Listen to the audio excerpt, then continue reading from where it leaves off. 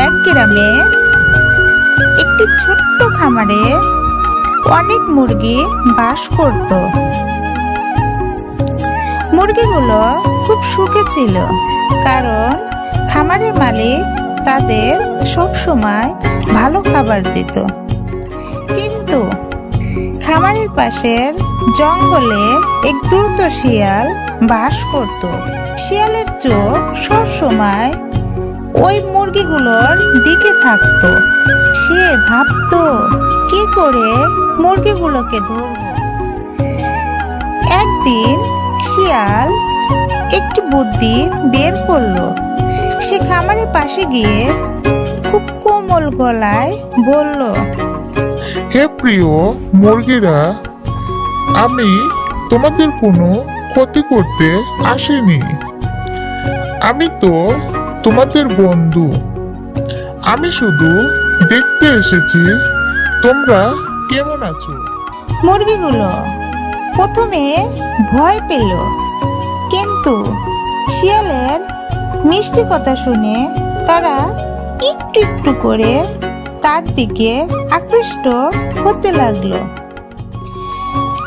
এক মুরগি কাছে এসে বলল, তুমি সত্যিই আমাদের বন্ধু হতে চাও? শিয়াল বলল, অবশ্যই, তোমাদের সঙ্গে মজা করতে আমার খুব ভালো লাগে। এরপর শিয়াল প্রতিদিন খামারের চারপাশে আসতে শুরু করলো। মুরগিরাও তাকে বিশ্বাস করতে লাগলো। একদিন শিয়াল সুযোগ বুঝে বলল, আজ তোমাদের সবাইকে জঙ্গলে নিয়ে গিয়ে একটি সুন্দর জায়গা দেখাবো, যেখানে তোমরা খুব আনন্দ করবে। মুরগিরা আনন্দিত হয়ে জঙ্গলে যেতে রাজি হলো। কিন্তু জঙ্গলে যেতেই শিয়াল তার প্রকৃত রূপ দেখালো।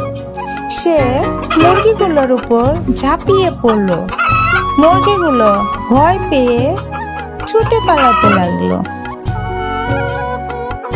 তবে একটি মুরগি শিয়ালের থাপায় আটকা পড়ল। ঠিক সেই মুহূর্তে খামারের মালিক ছুটে এলেন। তার হাতে ছিল একটি লাঠি। তিনি শিয়ালকে মারার জন্য দৌড়ালেন।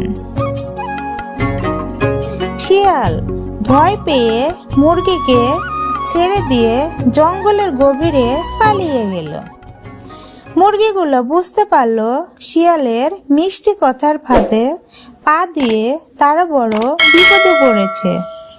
এরপর থেকে তারা শিয়ালের মতো কাউকে বিশ্বাস না করার সিদ্ধান্ত নিল। এই গল্পের শিক্ষা, দ্রুত ও মিষ্টি কথার মানুষকে অন্ধভাবে বিশ্বাস করা উচিত নয়।